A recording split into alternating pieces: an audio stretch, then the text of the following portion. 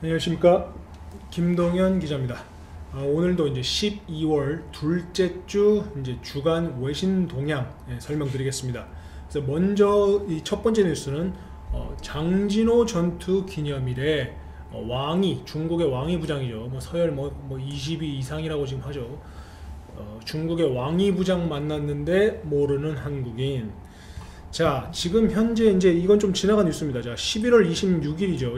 이제 지난 11월 26일이니까 지금 벌써 12월 이제 첫째 주 막 지나가고 있으니까 약 2주 전쯤이죠. 2주 전쯤에 중국의 왕위 부장이 방한을 했습니다. 자, 중국에서 왕위 부장이 오니까 서열상으로는 국무총리급도 아니라 20이 내외다, 26이다, 20이다, 지금 일각에서 분석이 분분한데 어쨌거나 지금 서열상으로만 보면은 상당히 높은 사람은 아니죠.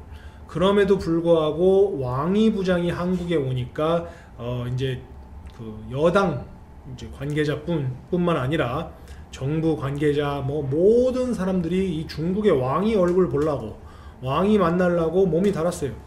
그래가지고 여기저기 가서 이제 사람을 만나고 했는데 들어왔을 때 또 자가격리나 이런 거 없죠. 이제 중국 우한에서 이제 코로나 바이러스 시작했고 중국에서 시작했는데도 중국 사람 왔는데 자가격리 없이 그냥 바로 와서 만났어요. 그거 다 좋다 이거예요. 만났는데 중국에서 온 날짜가 이걸 좀 주목을 해야 되는데 이것에 대해서 언론들이나 여론이나 이래서 이야기가 없어요. 자, 중국에서 지난번에 이제 BTS 이제 세계적인 아이돌 그룹이죠. 마치 21세기 비틀즈에 비견될 정도로 상당히 지금 인기가 많습니다. BTS가 이제 미국의 벤 플리트 그 상을 받으니까 이제 한국 전쟁의 이 북한의 남침 이런 것과 관련해서 한미 동맹을 강화해야 된다라는 취지로 발언을 했어요. 근데 그 발언 내용 찾아보시면 알겠지만 거기에 어디서도 중국을 자극할 만한 내용은 아무것도 없습니다. 그리고 중국을 직접적으로 겨냥해서 말한 것도 없고 남침이다 이런 걸 강조한 것도 없고 이런데 그 BTS 발언 하나 가지고 중국에서 난리가 났죠. 이게 진짜로 남침이 아니라는 식으로 또 북침이라는 식으로 이야기를 하고 또 이 항미 원조라는 이 중국의 이런 정신을 상당히 이제 폄훼했다, 폄훼했고 또 비난했다라는 식으로 포장을 해가지고 상당히 심각한 혐한 분위기가 연출이 됐습니다. 이게 오늘 내일 일은 아니고 과거에도 사드 3불 원칙 체결하고 와서도 계속해서 중국인 관광객을 보내니 많이 이러면서 계속 한국을 다각도로 압박을 했어요. 근데 이번에도 그 발언 그 벤플리트 상 때문에 그런 일이 벌어졌고 심지어 이제 국내에 와 있는 중국계 택배 회사들은 BTS 관련 물품을 보내지 않는다거나 아니면 배송 지연이 된다거나 이런 식으로 정말로 말도 안 되는 짓을 했고 심지어 이제 국내 아이돌 그룹 중에 중국인 멤버들까지도 그러니까 국내의 팬들로부터 수익을 벌어들이는 사람이죠. 외국인입니다.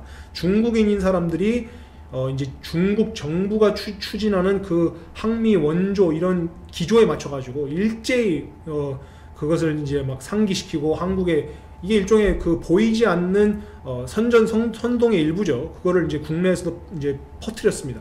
그런데도 누구 하나 나서가지고 지금 정부는 물론이고 누구 하나 나서서 이거를 비판한다거나 중국이 그렇게 했으니까 우리도 똑같이 해야 된다 이런 말이 안 나와요. 자, 일본이었으면 어쨌을까요? 자, 일본 어쨌죠? 지금 일본하고는 지금 반일 완전 엄청난 그 반일 분위기 조성해서 일본 브랜드 일본 맥주를 먹네 마네 일본 차는 심지어 일본 차 타시는 분들은 그 뒤에다가 유리창 이런 것도 붙여놨어요. 일본 차라 죄송합니다 이런 말까지 쓰고 다닐 정도로 지금 그런 판국인데 중국한테 얻어 터질 대로 얻어 터지면서도 진짜로 찍소리 못하고 있습니다. 지금이 우리가 조선시대도 아니고. 자, 그런 와중입니다. 자, 그러는데 자, 왕위 부장이 한국을 왔어요. 자, 올 수는 있죠. 올 수는 있는데 외교 사절이 올 수는 있어요. 근데 이게 그냥 온 게 아닙니다. 이 날짜가 상당히 치밀하고 교묘하고 계획적이었다라고 밖에 해석이 안 됩니다. 이거는 제가 보기에는 그렇다고 볼 수 있는데 여러분들이 객관적으로 한번 판단을 해보세요. 자, BTS의 발언에도 발끈할 정도인 사람들이 하필이면 11월 25일날 한국에 들어와서 11월 27일까지 이틀 일정으로 한국에 있다 갔고 그 중에서도 26일 날 지금 청와대 문재인 대통령을 만나고 갔습니다. 자, 그 날짜에 만났어요. 그 26일에 만났어요. 자, 26일은 무슨 날입니까? 지금 여러분들이 아셔야 되는 게, 자, 한 가지 예를 들게요. 자, 조두순이 지금 출두한다니까 그 지역 주민들이 너나 할 거 없이 난리가 났습니다. 자, 근데 조두순이, 제가 조두순을 두둔하는 거 아닙니다. 나쁜 놈이죠. 아주 파렴치한 놈이죠. 그런데 조두순 한 명이, 야, 이 사람 살인범입니까? 자, 이 사람이 정말로 그러니까 시리얼 킬러라고 하는 여러 명의 연쇄 살인을 저지른 그런 사람입니까? 자, 이 사람 살인범은 아닙니다. 자, 조두순 한 명 출두해가지고 나오니까 입법부라고 하는 국회에서 정말 뭐 별의 별 법이 다 나와요. 자, 조두순의 움직임 하나하나를 감시시켜달라. 조두순을 다시는 나오지 못하게 해달라. 난리 중에 난리가 보통 난리가 아니에요. 자, 조두순 한 명이 그런 난리를 치고 지금 사람들이 진짜로 이걸 이슈를 주목하고 있는데, 자, 중국이 장진호 전투를 벌인 날입니다. 이거 장진호 전투는 아시다시피 역사적으로 보시면 잘 아시겠지만 중국의 일방적인 기습 공격을 통해서 우리 한미의 장병들이 목숨을 잃었습니다. 그것도 그냥 이런 것도 아니라, 자, 집계된 것만 해도 지금 나오면은, 자, 그러니까 부상자와 사망자 모두 합쳐서, 그리고 직접적인 전투에 참가해서 피해 보신 분들 플러스 전투는 하지 않았지만 당시 추위가 너무 심하고 해서 동절기 때문에 이런 것 때문에 이제 피해를 봐서 간접적인 피해자까지 다 합쳤을 때 17,833명이 피해를 봤습니다. 사상자가 17,883명, 전투를 통한 직접적인 피해자가 만여 명입니다. 자, 이렇게 대대적인 피해자가 한미의 장병들이 벌어졌어요. 자, 이렇게 따지면은 나의 아버지, 나의 할아버지, 나의 조상을 가장 많이 죽인 중국의 그런, 어떻게 보면 그 정말로 잊을 수 없는 그런 날인데, 그 날에, 자, 11월 26일 날, 1950년 11월 26일부터 12월 13일까지 장진호 전투가 벌어졌는데, 자, 이 첫 시작이 26일이에요. 장진호 전투의 이 시발점이 딱 26일이란 말이에요. 근데 26일 날 왕이 부장에 누굴 만나요? 문재인 대통령을 만나요. 근데 그 만나는데 아주 한박 웃음을 짓고, 여기로 가서 앉으세요, 여기로 가서 앉으세요 하면서 막 여기 해주고 막 보통 난리가 아니죠. 자, 조두순 한 명 출두한 거에는 국민들이 눈이 뒤집히는데, 내 조상을 죽이고 내 아버지를 죽이고 내 동맹의 조상을 죽이고 나의 나라, 내가 지금 이렇게 자유를 만끽하면서 누릴 수 있는 이유가 다 그 덕분인데, 그거에는 눈깔이 뒤집히지 않는 게 한국인입니다. 그거에는 내일 아니라는 듯이 지내는 게 우리의 지금 실상이고 현실입니다. 그러면서 지금 우리가 뭐 나라를 사랑하니 뭐 반일 운동은 마치 엄청난 애국 운동인 양 하고 있으면서 반중에는 아무도 찍소리를 안 해요. 지금 이런 마당이기 때문에 여러분들이 이게 지났지만 저는 이걸 기다렸습니다. 이거에 대해서 누구라도 좀 언급을 할까, 또는 뉴스에서 뭐 종편이든 어디든 보수 매체든 어디든 간에 누구라도 좀 말을 좀 할까 기다려봤는데 아무것도 나온 게 없어요. 지금까지. 지금 뭐 일부 그냥 네티즌들이나 뭐 페이스북 상에서만 일부 몇몇 분들이 말씀하시지, 아무도 왕이가 우리나라에 와서 한국의 수장을 만나는 날이 장진호 전투 기념일이었다는 걸 아무도 몰라요.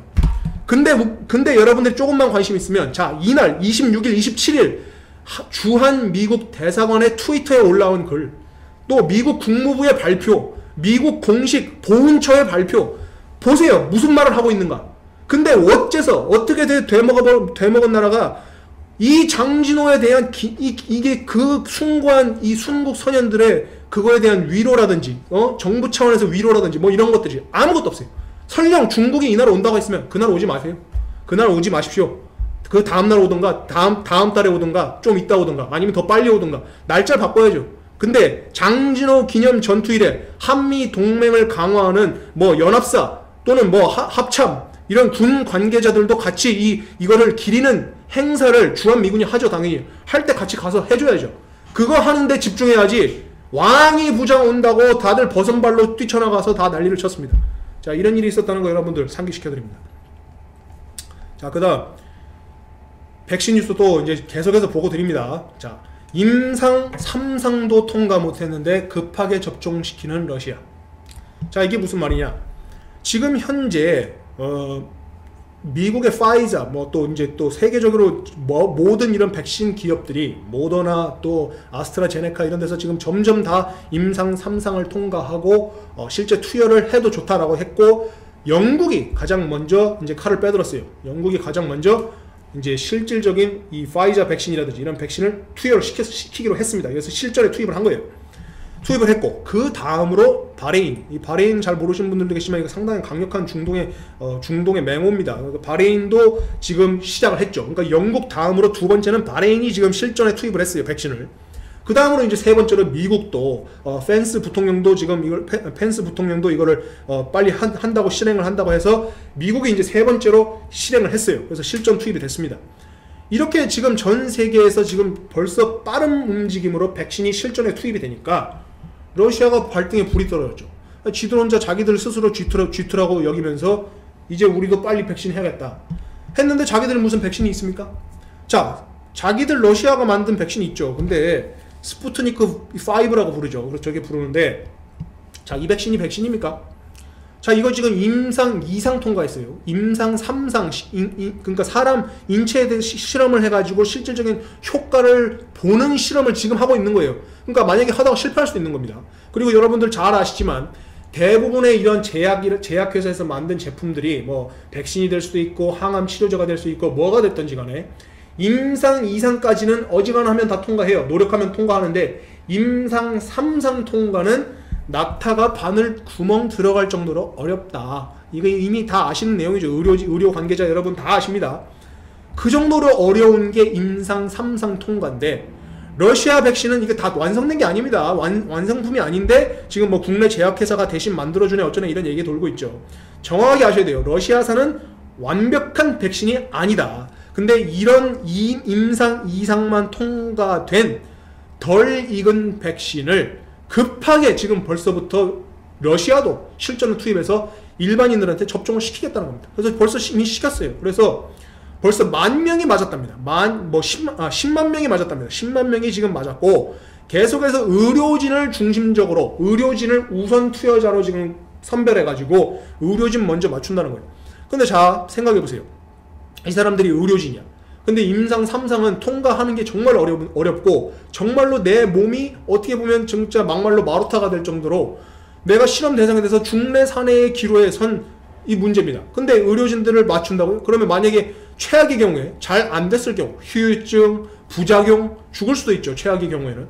그러면 의료진이 가장 이 뭡니까 코로나 백신을 치료하는 데에서 가장 최전선에 서 있는 사람들인데 이 사람들을 무더기로 죽일 참인가 라는 지금 지적도 나오고 있습니다. 그래서 러시아에서는 지금 임상 2상 고작 통과한 러시아산 백신 스푸트닉 5를 지금 벌써 투입을 하기 시작했다. 그래서 이런 식으로 되면 되느냐 안 되느냐, 이거 여러분들이 답을 아시죠? 지금 영국에서는 오히려 백신 지금 실전에 투입한다니까 그거 하면 안 된다라고 지금 반대하는 시민들도 나와요. 지금 목소리가 지금 울려 퍼지고 그 대국민 시위도 지금 벌어지고 있어요. 임상 3상 통과해서 성능이 검증된 백신도 인권을 유린할 정도로 무더기하게 정말 반강제적으로 맞추는 거에 대해서 반대하는 판국인데, 임상 3상은 고사하고 임상 2상 통과한 이러한 백신을 맞추고 있다, 러시아는. 자, 그러면 여기서 또 한 번 여러분들이 아실 수가 있습니다. 공산주의 국가의 가장 우선시되는 것은 무엇인가? 국가의 체면인가 국민의 인권인가? 국가의 체면인가 국민의 존엄성인가? 생명의 존엄성인가? 바로 답이 나오죠. 자, 국민의 목숨을 담보로 해가지고 국가의 체면을 먼저 생각하는 아주 대의적인 판단이 여기서 나오는 겁니다. 그래서 러시아 푸틴의 필두, 푸틴의 발언에 이어서 푸틴의 이런 명령에 의해서 지금 스푸트닉 5가 지금 추진되고 있다 라는 걸 접종이 이미 투입됐다는 얘기입니다. 자, 이거 듣고서 뭐 괜히 우리도 뭐 갑자기 러시아산 우리 국내에 돌린다거나 이러면 안 되겠죠.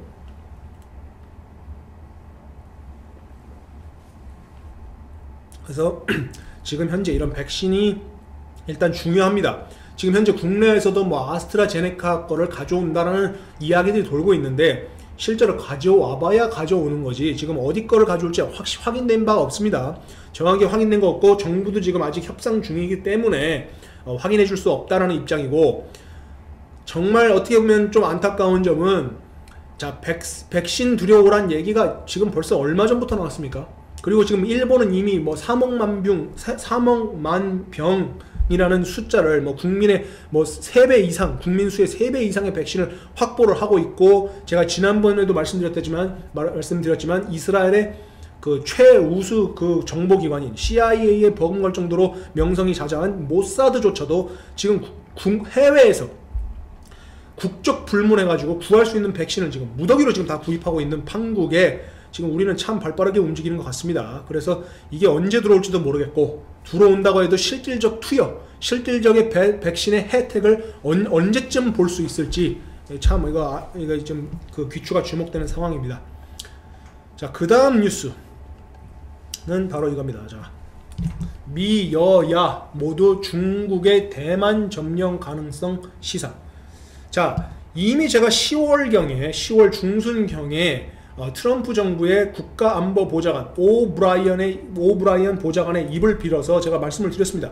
오브라이언 국가안보보좌관이 공식 행사에서 실제로 이제 연설을 했습니다. 그 연설의 그 골자를 중에서 중요한 게 뭐냐면, 미국 대선 전후 또는 후로 중국이 대만을 공격하고 또 그 공격으로 말미암아 대만을 한마디로 점령할 수 있다, 그럴 가능성이 농후하다라는 분석을 국가안보보좌관이 그냥 하는 말이 아니죠. 모든 미국의 그 유수 정보기관의 정보들이라든지 국방부의 정보, 모든 정보를 취합하고 그것을 분석하고 거기에 마지막 파이널 데이터를 보는 사람이 국가안보보좌관입니다. 그런 사람이 그런 발언을 했어요. 그랬고, 지금 현재 대선 결과가 뭐 생각처럼 지금 뭐 명확하게 나오지 않았죠. 지금 다들 아시지만 뭐 각종 지금 증거들도 나오고 있고 각종 이야기들이 나와요. 자, 이런 판국이라서 생각했던 것과 다른 좀 지리멸렬한 지금 과정으로 가고 있습니다. 이러는 와중에 트럼프 행정부가 이미 대만 점령 가능성을 시사했는데, 이번에 이제 바이든 진영에서도 뭐 바이든이 대통령이 될지 안 될지 모릅니다. 저는 바이든이 뭐 된다라고 말한 적도 없는데 지금 자꾸 뭐 댓글에서 무슨 제 말의 일부를 보시고 무슨 이상한 말들을 주장을 하십니다. 똑바로 보세요. 자, 다시 그럼 본론으로 돌아와서 바이든 측에서 지금 안보 쪽을 담당하는 분이, 자, 맥크리스탈 전직 육군 장군이 포함되어 있습니다. 자, 이 사람이 원래 오바마 정권 때도 이러한 그 군사 전문 분석가로 일하다가 중간에 한번 잘렸죠. 자, 그런데 이 맥크리스탈 육군 장군이 지금 현재 오브라이언이 했던 말과 유사한 말을 한 겁니다. 중국이 하루아침에 대만을 점령할 수도 있다. 그리고 이 점령할 때 로켓비가, 소낙비처럼 로켓비가 대만에 떨어지는 현실을 하루아침에 잠자고 일어났더니 마주할 수도 있다. 이런 말을 구체적으로 아주 무섭게 말을 했어요. 그만큼, 자, 이거는 중요한 사안이죠. 이 안보 사안에 있어서는 미국은, 자, 이게 한국과 다른 점입니다. 안보 사안에 있어서 미국은 이 안보적 분석이 동일하게 나오는 겁니다. 자, 뭐 트럼프가 됐던 바이든이 됐던 지금 현재 안보 분석상으로만 보면 중국의 대만 점령 가능성은 지금 매우 농후하다라는 게 공통된 지금 분석입니다.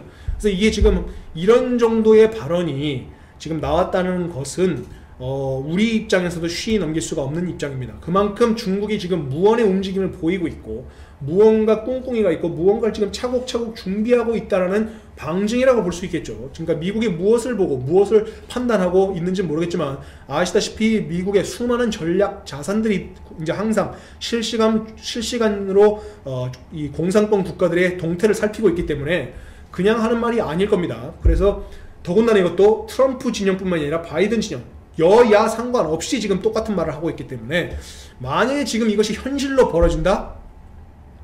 이거 상당히 지금 우리도 가만히 있을 수 있는 일이 아닙니다. 자, 만약에 대만을 점령하는 작전이 시작이 됐고 실행이 됐다.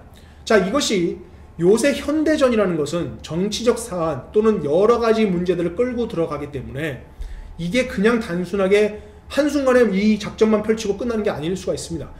계속해서 이게 장기전이 될 가능성이 있어요. 지금 모든 것들이 지금 우리가 예상치 못한 것들이 장기적으로 돌아가는 판세에 지금 우리는 내몰렸습니다. 대표적으로 글로벌 팬데믹, 지금 이런 우한발 코로나 바이러스 예상이나 했습니까?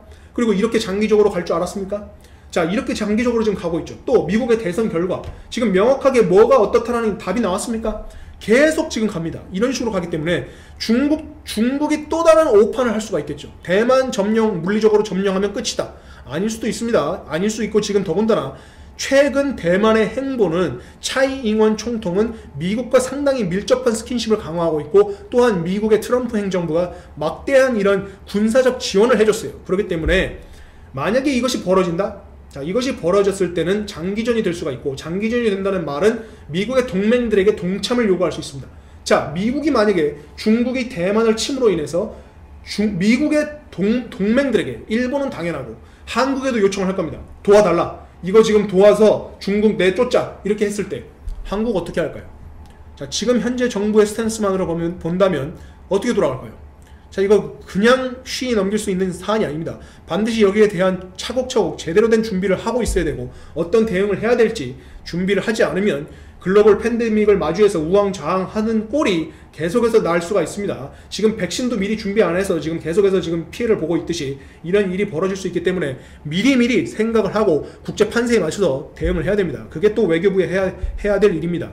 자, 이런 일이 있고, 자, 여기에서도 이제 계속해서 이런 중국 대만의 그러니까 중국의 대만 침략 가능성이, 제가 그냥 하는 말이 아니죠. 자, 이렇게 보시면 뉴욕 포스트도 얘기를 하고 있어요. 자, 이 말을 하고 있습니다. 조 바이든의 어드바이저, 제가 아까 말한 그 장군이 이제 이런 그 조언을 했다는 겁니다. 조언을 해서 중국이 대만을 먹을 수 있다. 자, 이런 내용이 나오고 있기 때문에 그냥 쉬이 넘길 수 있는 사안이 아니다 라는 점을 이제 설명드리면서 오늘은 여기까지 주간 외신 동향을 마치겠습니다. 감사합니다.